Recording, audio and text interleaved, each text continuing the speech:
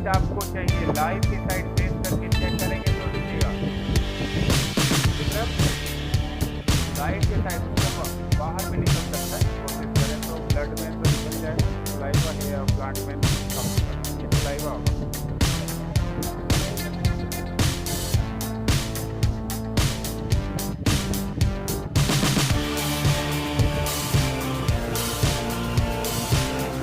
Window देखेंगे तब दिखेगा, अंधेरे में नहीं।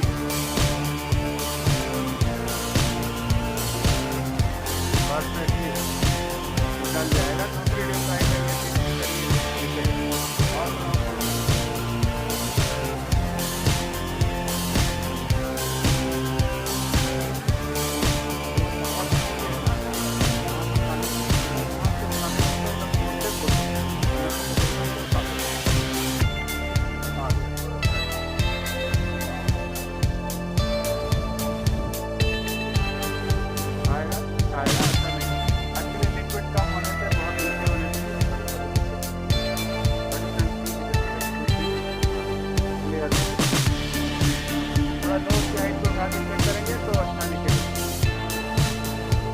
राउंड करेंगे तो पूरे बॉल जैसा बड़ा सा बन जाएगा, और उसको और डीप जाके गोल करेंगे और क्लियर दिखेगा।